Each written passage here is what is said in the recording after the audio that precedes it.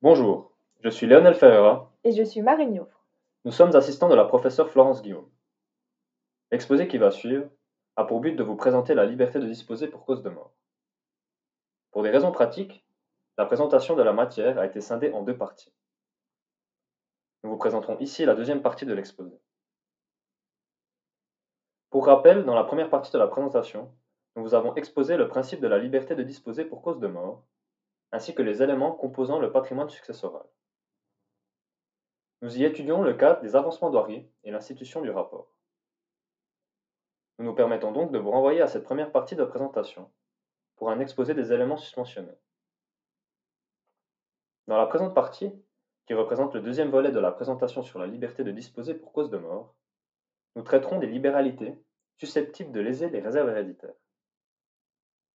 Nous verrons que ces libéralités entre vifs doivent être réintégrées dans le patrimoine successoral, à certaines conditions, dès lors que le décujus a exercé sa liberté de disposer de son vivant, en répartissant une partie de sa succession avant son décès. L'article 475 du Code civil prévoit que la valeur des libéralités entre vifs sujettes à réduction doit être ajoutée au bien extant. Cette disposition prescrit la réunion des libéralités entre vifs sujettes à réduction au patrimoine successoral. Cela signifie que la valeur de ces libéralités doit être ajoutée à la masse successorale pour calculer les réserves et la quotité disponible lorsque le décujus a un ou plusieurs héritiers réservataires. Ces libéralités entre vifs ne sont donc prises en considération que pour vérifier si le décujus a outrepassé sa liberté de disposer en distribuant des biens entre vifs d'une manière qui est susceptible de léser les réserves de ses héritiers réservataires. L'objectif est d'éviter que le décujus ne rende illusoire la protection des héritiers réservataires en faisant des libéralités de son vivant qui ont pour effet de diminuer la valeur des biens extants. À la différence des libéralités entre vifs rapportables, les libéralités entre vifs sujettes à réduction ne font pas partie du patrimoine successoral.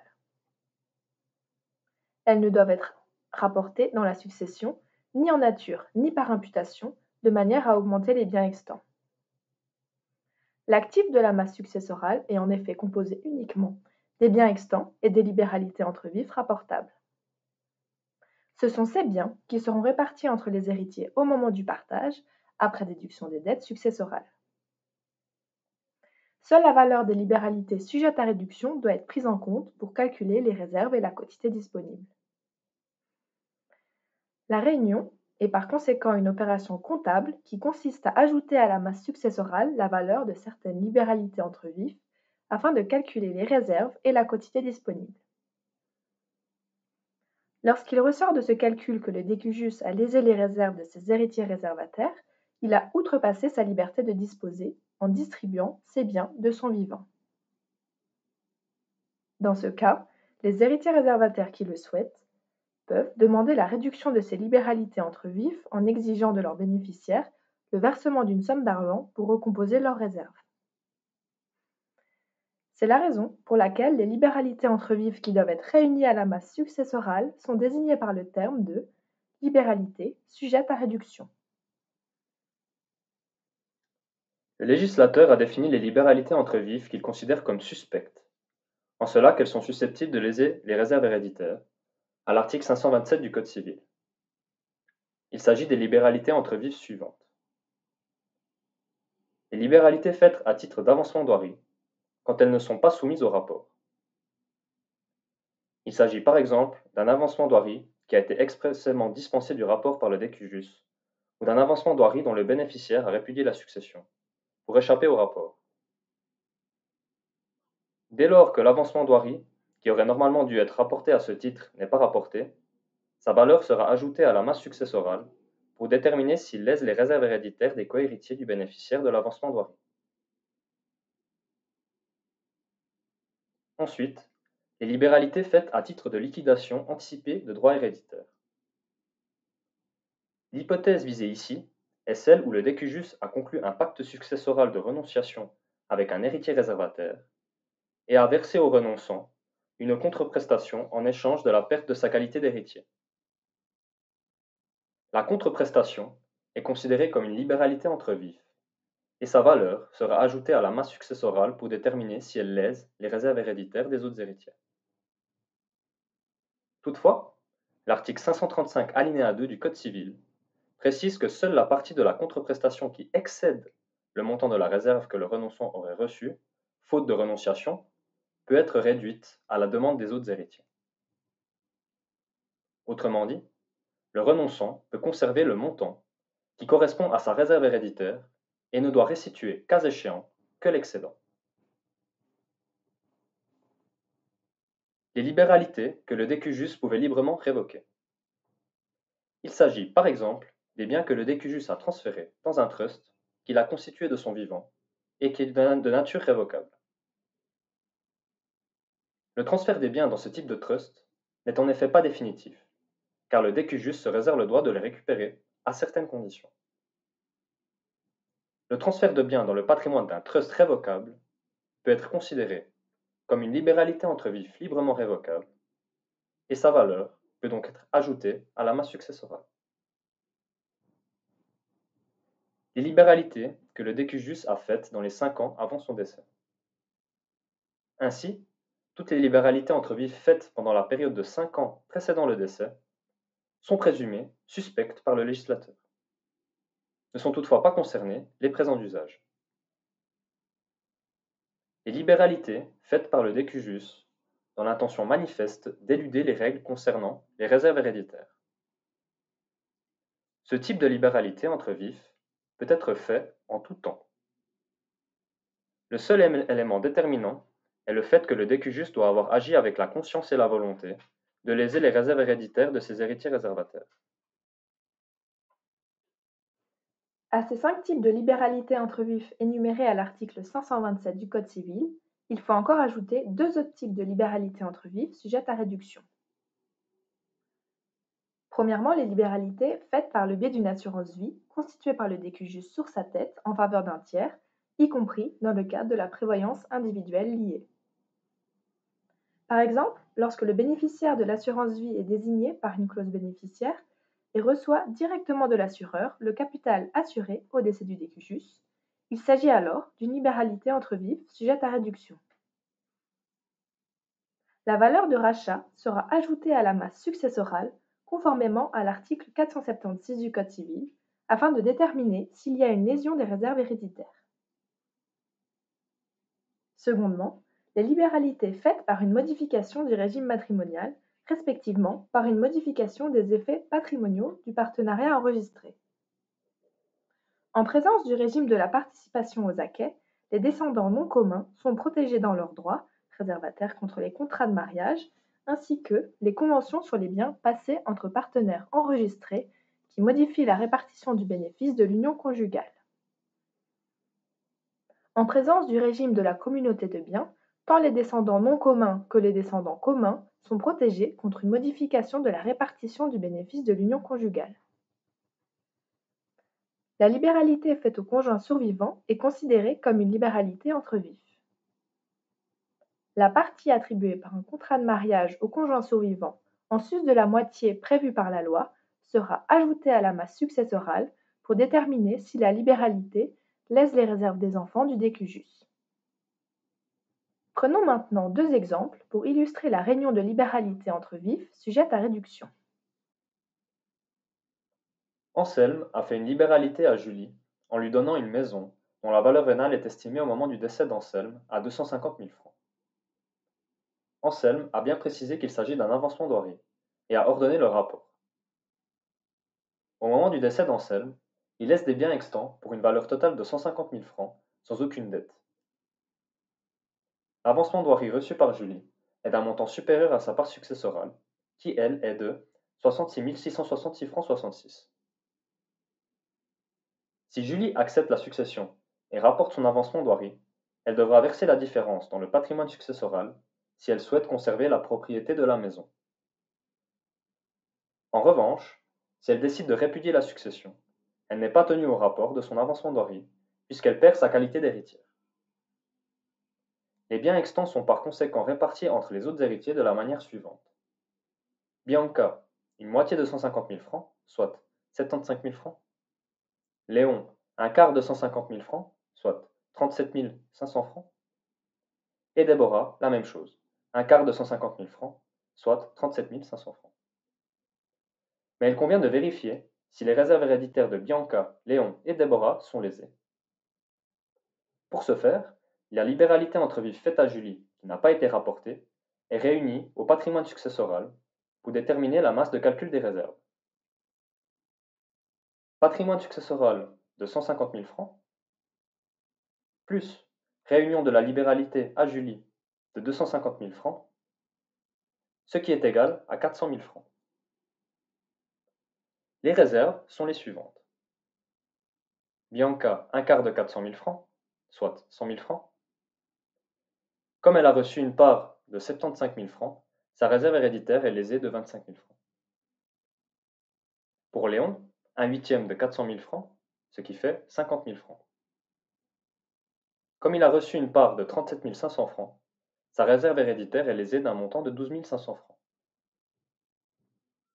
Pour Déborah, c'est la même chose.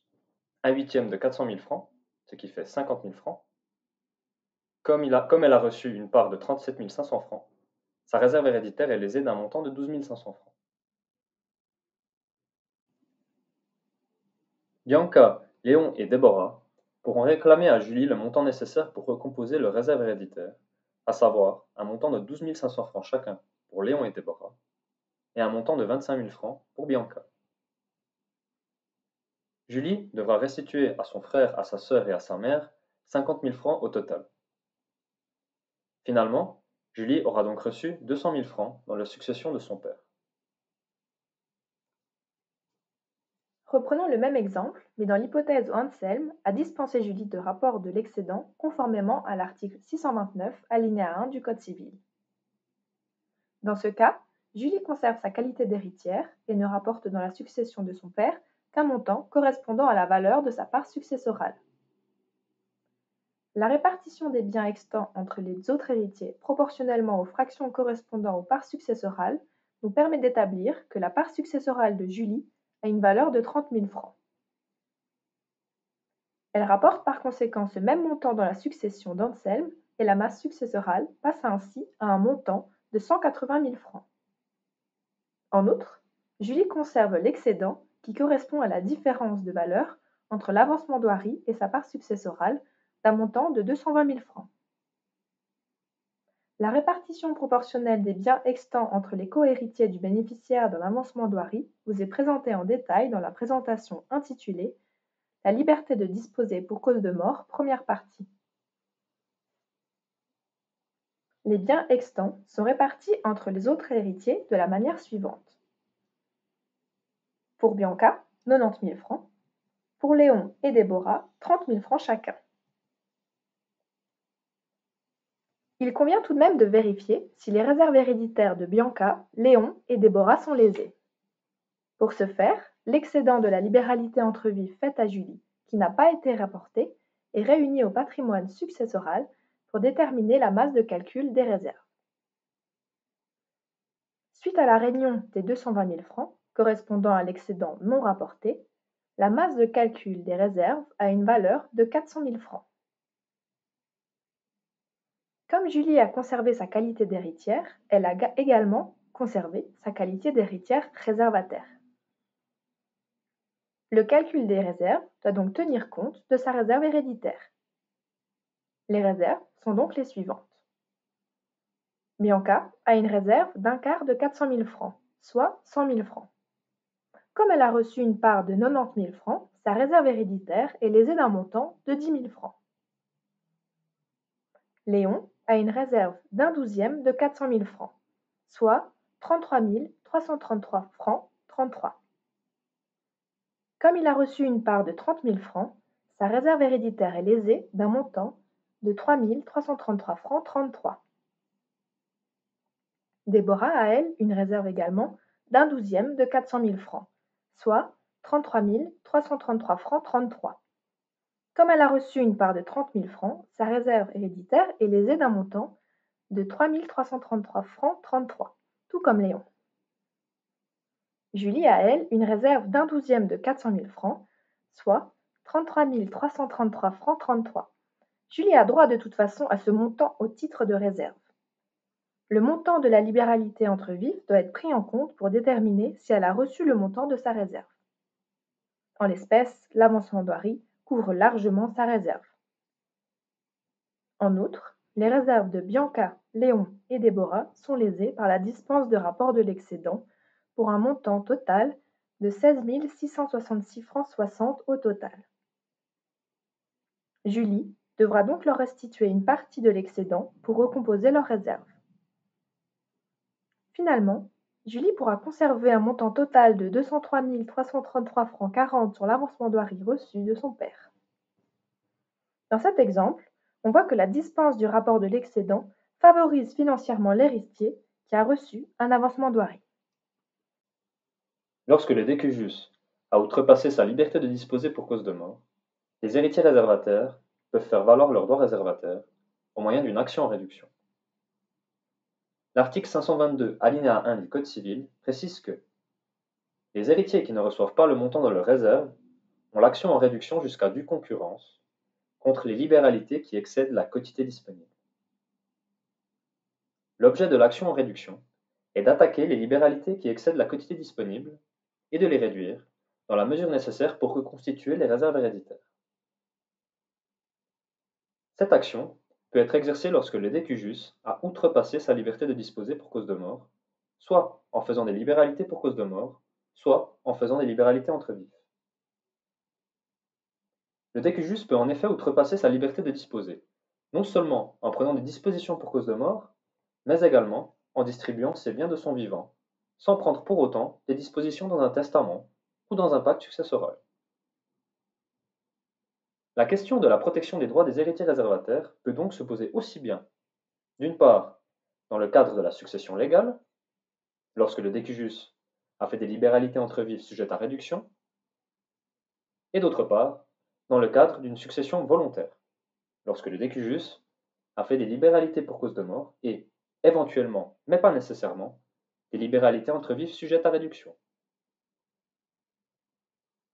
Pour déterminer si ces réserves sont lésées, il faut connaître leur valeur.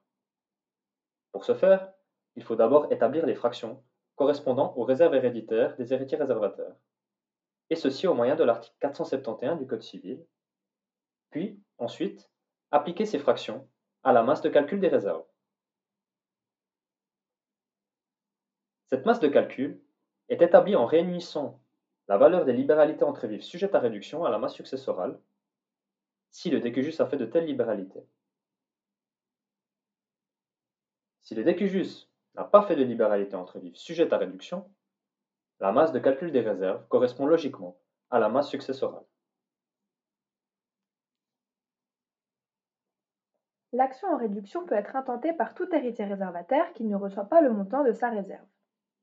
C'est une action personnelle qui appartient à chacun des héritiers individuellement. Chaque héritier réservataire a donc le choix d'intenter l'action en réduction pour faire valoir ses droits réservataires ou de renoncer à faire valoir sa réserve. La protection des héritiers réservataires n'est donc pas assurée d'office.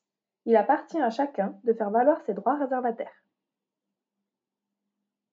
L'action en réduction doit être intentée contre toute personne bénéficiaire d'une libéralité, entre vifs ou à cause de mort, qui porte atteinte à la réserve héréditaire du ou des demandeurs. Lorsque le décujus a fait plusieurs libéralités, toutes les libéralités ne devront pas nécessairement être réduites. La réduction n'interviendra en effet que dans la mesure nécessaire pour reconstituer les réserves héréditaires des héritiers qui le demandent. L'article 532 du Code civil détermine l'ordre dans lequel les réductions doivent s'opérer. Sont réduites en premier lieu les acquisitions pour cause de mort résultant de la loi. Sont réduites en deuxième lieu les libéralités qui figurent dans des dispositions pour cause de mort. Il peut s'agir par exemple de legs ou d'institutions d'héritiers. Toutes les dispositions pour cause de mort sont simultanées, car elles produisent leurs effets au décès du décujus. Pour cette raison, lorsqu'il y a plusieurs libéralités pour cause de mort, la réduction de chaque libéralité s'opère en principe de façon proportionnelle. La réduction aura pour effet que les libéralités pour cause de mort ne seront pas exécutées, ou elles seront exécutées uniquement en partie, si une réduction partielle suffit pour respecter les réserves. Sont réduites en troisième lieu les libéralités entre vifs sujettes à réduction. Il s'agit notamment de toutes les libéralités mentionnées à l'article 527 du Code civil.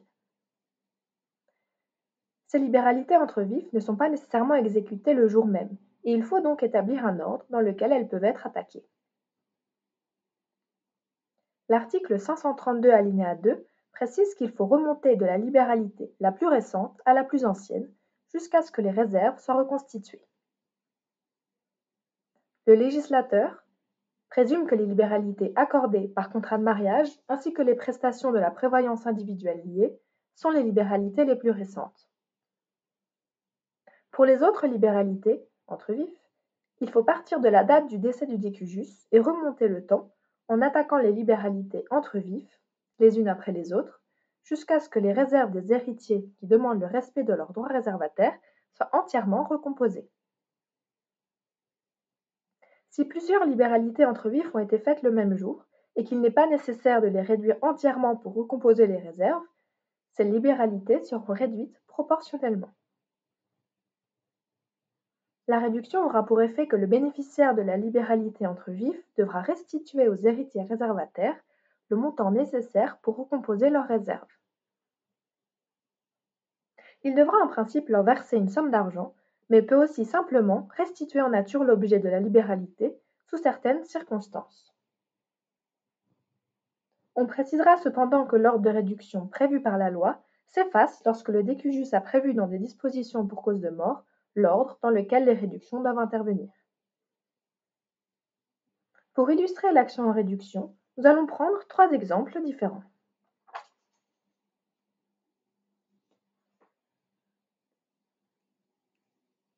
Dans le premier exemple, Annie décède en laissant un testament dans lequel elle prévoit le legs d'un montant de 20 000 francs à son compagnon Stefano, avec lequel elle vit depuis le décès de son mari Maxime. Annie a eu avec son défunt mari 2 filles, Caroline et Dorothée. À son décès, Annie laisse des dettes pour un montant de 170 000 francs. La valeur totale de ses biens extants est de 200 000 francs.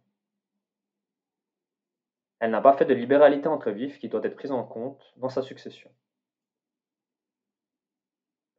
Les filles d'Annie, Caroline et Dorothée, sont héritières réservataires. La réserve héréditaire d'un descendant du décujus est de 1/2 de sa part successorale légale.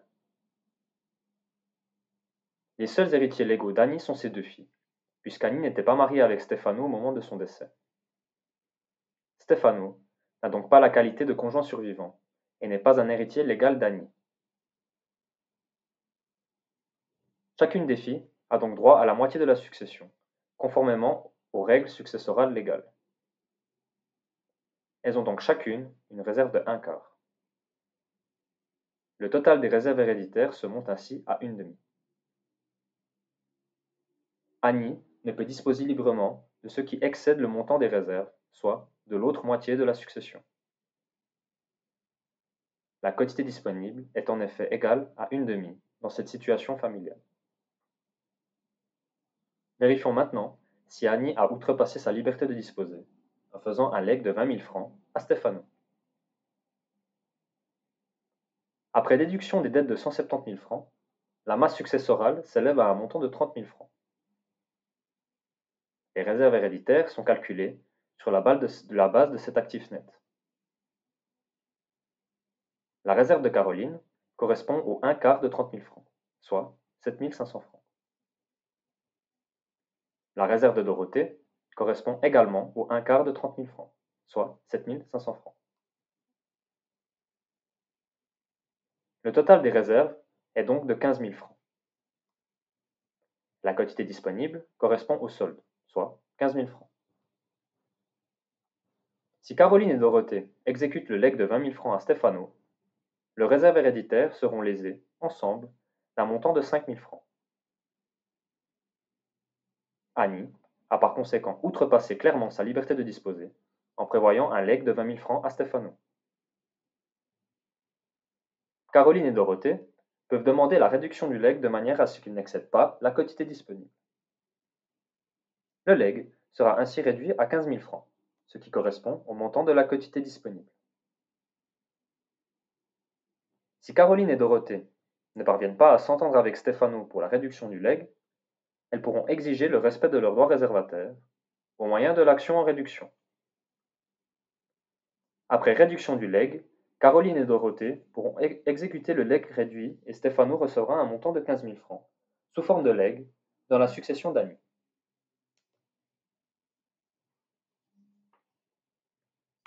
Dans ce deuxième exemple, Alicia décède en laissant pour lui succéder son fils Benoît qu'elle a eu avec son mari Tom dont elle est veuve. Alicia ne s'entendait pas du tout avec son fils. Peu de temps avant son décès, Alicia a rédigé un testament holographe, formellement valable, instituant sa nièce Calypso héritière de l'universalité de sa succession. En outre, de son vivant, Alicia a fait les libéralités suivantes. Un mois avant son décès, Alicia a donné 50 000 francs à son jardinier Sancho. 2 ans avant son décès, Alicia a donné 200 000 francs à sa nièce Calypso. Ces deux libéralités entre vifs sont sujettes à réduction au sens de l'article 527, chiffre 3 du Code civil, car elles sont exécutées dans les 5 années antérieures au décès et ne sont pas des présents d'usage. Alicia laisse 200 000 francs de biens extants à son décès, et cela sans aucune dette.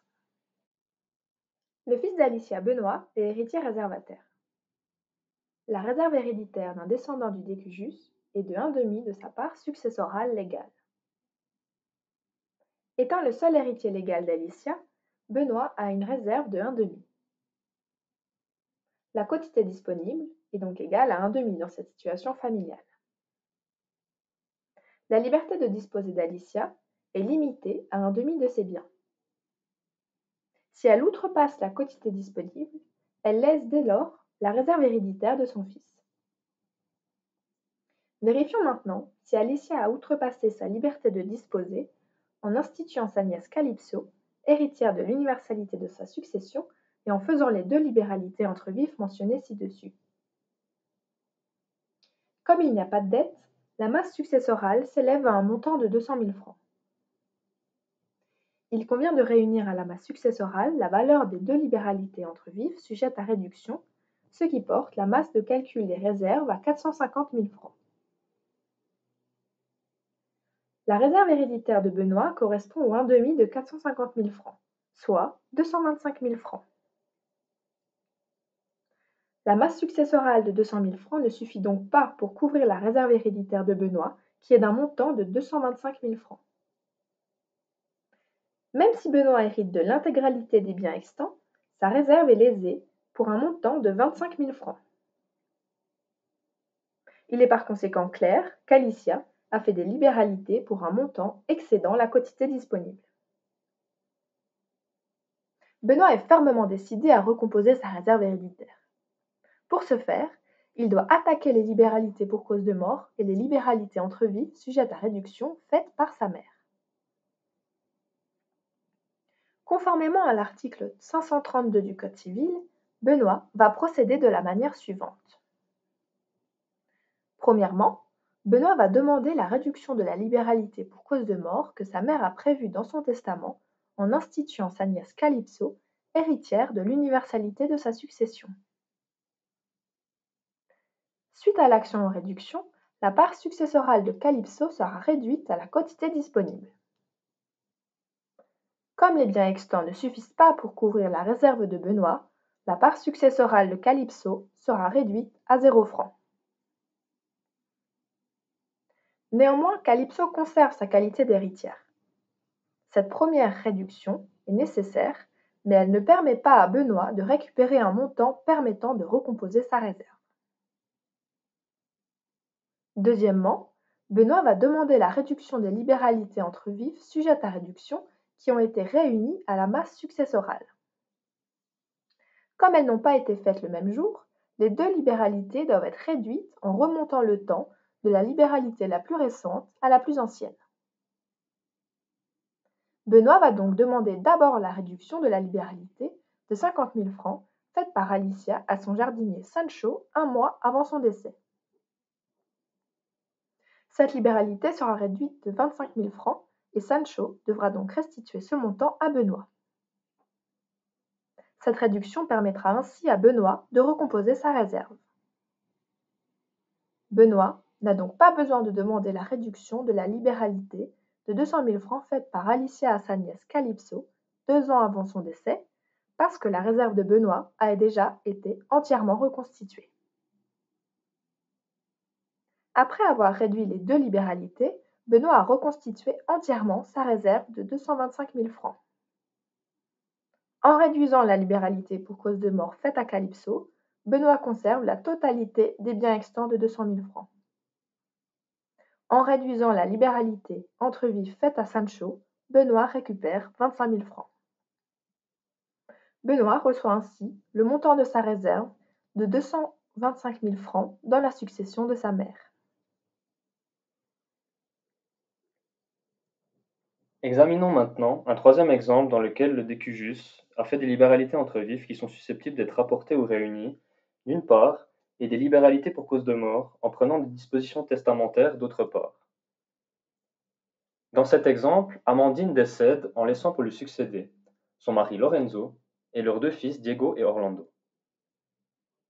Amandine était très attachée à son neveu Yannick et à sa nièce Magali, qui sont les enfants de son frère Ferdinand, qui est décédé très jeune. Peu de temps avant son décès, Amandine a rédigé un testament holographe formellement valable, dans lequel elle prévoit un legs de 100 000 francs pour sa nièce Magali. En outre, Amandine a fait 4 libéralités entre vifs, qui sont les suivantes.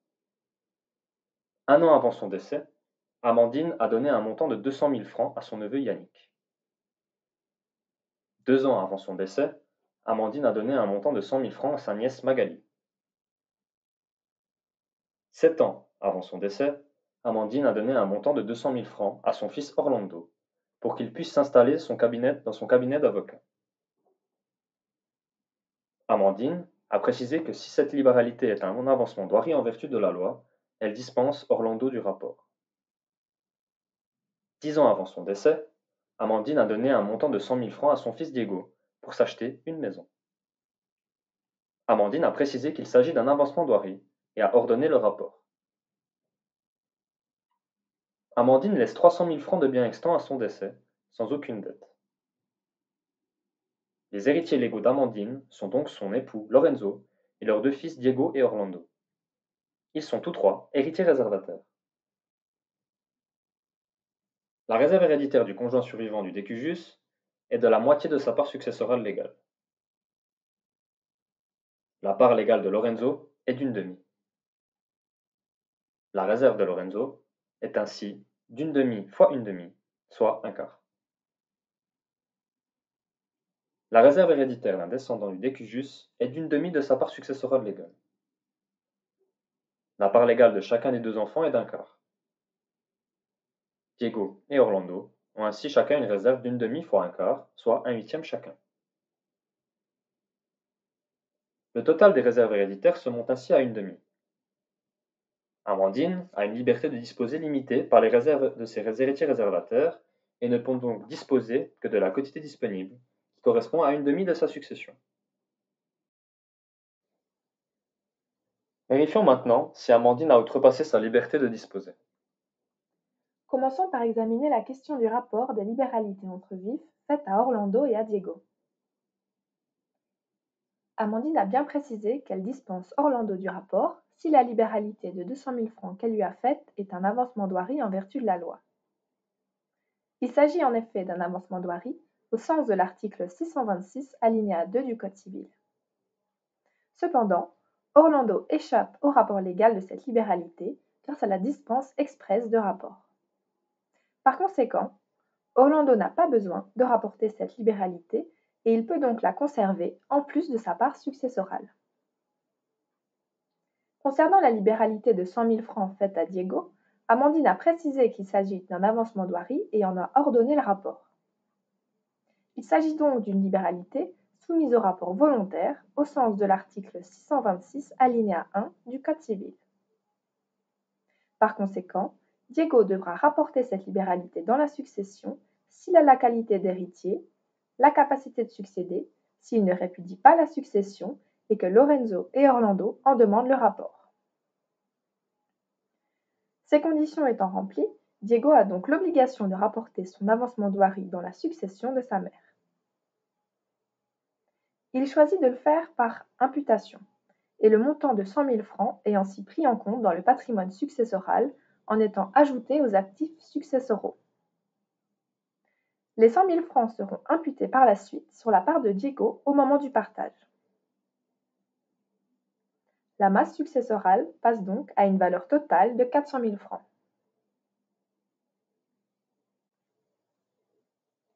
Examinons maintenant la question de la réunion des libéralités entre vifs sujette à réduction. L'avancement douari de 200 000 francs fait à Orlando, qui n'a pas été rapporté, est une libéralité entre vifs sujette à réduction au sens de l'article 527, chiffre 1 du Code civil. La date à laquelle cette libéralité a été faite n'a aucun effet quant à l'obligation de réunion. En revanche, la date sera importante pour l'ordre des réductions. La libéralité de 100 000 francs faite à Magali est sujette à réduction au sens de l'article 527, chiffre 3 du Code civil, car elle a été exécutée dans les 5 années antérieures au décès et n'est pas un présent d'usage. La libéralité de 200 000 francs faite à Yannick est sujette à réduction au sens de l'article 527, chiffre 3 du Code civil, car elle a été exécutée dans les 5 années antérieures au décès et n'est pas un présent d'usage non plus. La valeur de ces trois libéralités entre vifs sujettes à réduction doit donc être réunie à la masse successorale pour calculer les réserves. La masse de calcul des réserves passe ainsi à 900 000 francs. Calculons maintenant le montant des réserves héréditaires pour déterminer si le patrimoine successoral suffit pour les couvrir ou si les héritiers réservataires vont devoir demander la réduction des libéralités. La réserve héréditaire de Lorenzo est d'un quart de 900 000 francs, soit 225 000 francs. La réserve héréditaire de Diego et d'Orlando est, pour chacun, d'un huitième de 900 000 francs, soit 112 500 francs. Le total des réserves héréditaires se monte ainsi à 450 000 francs. Ce montant dépasse la masse successorale, qui a une valeur de 400 000 francs après le rapport de l'avancement douari fait par Diego.